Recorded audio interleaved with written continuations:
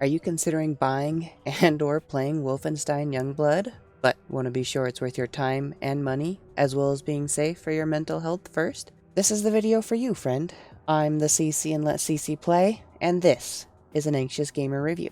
Youngblood has you playing one of BJ's twin girls in what is designed to be a co-op shooter, but can be played entirely solo if you are antisocial like myself. I aim to provide mostly spoiler-free reviews, though, so I won't touch on the story much and stick to the actual gameplay itself. To aid in your slaying of evildoers, you gain experience to level up and can collect silver coins to upgrade the weapons you unlock from the enemies you kill or laying about in the environment.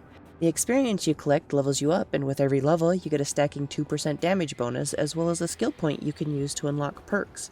If I had to sum up the RPG elements in this game, I'd say it was like they took a skill tree from Borderlands, then cut it in half. It almost felt like the game was supposed to be a looter shooter, but didn't have randomized drops exploding out of everyone and everything. The game lets you choose at any given moment if you want to do things loud or quiet. Each area is effectively broken up into segments, with each segment having a separate alarm. So if you tried to stealth and failed, you could mop everything up, then go a few feet, and everyone will be none the wiser to the explosions and gunfire down the corridor. Kinda felt weird, to be honest. I suppose in a gameplay sense it was nice for the variety possibilities, though for immersion it was a disservice. As for the stealth gameplay, I wasn't a huge fan. The crouched movement, even after putting skill points to upgrade it, felt very slow, and kind of wobbly.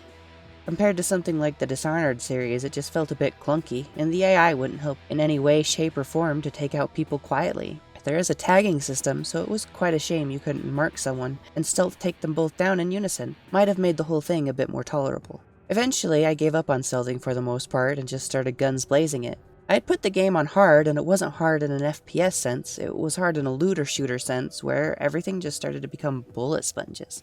In my time with the game, I think I only outright failed twice, as the game gives you 3 shared lives, and getting downed doesn't use one unless you bled out, so really the loud gameplay came down to using entire clips to take out an enemy above the grunts and getting picked up a ton. So, with the basics out of the way, I think it's time for the highlight of my reviews, warnings to any potential triggers to the various incarnations of mental illness. Now, for a shooter like this, I feel there is really only one group of people who need to worry, and that is the people who regrettably suffer from PTSD. I'm doing things a bit different with this video though. I have made most of the B-roll of fighting, so if none of it gave you any trouble, and you want to get the game after my summary, I don't think you'd have any problems with it, at first. That would be my incredibly simple summary. This was a game of at-firsts for me. At first, I thought the perks and levels looked fun. At first, I tried to stealth. I enjoyed it. At first.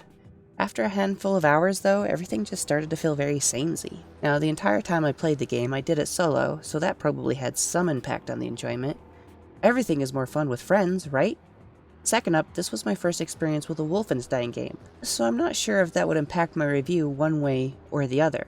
I'd imagine that, since it's a long-running series, I would have been harsher in my review on such a meh game. In the end, I don't think I can recommend this game. If it's super cheap and you had a friend to do it with, it could probably be fun for a while, but definitely not for a solo player. That was without even talking about how they put microtransactions in a paid AAA game. As far as I could tell, they were purely cosmetic, but even so, having them in a paid game, even if it wasn't a full $60, just seems like a cash grab, especially since they had items that could only be bought with their premium currency. Maybe if everything had been available to earn via gameplay, it would have seemed a tad more harmless. All in all though, something about it didn't sit right with me, and I know some people out there hate microtransactions way more than I do, so I thought it was worth mentioning. That's all she wrote. CC,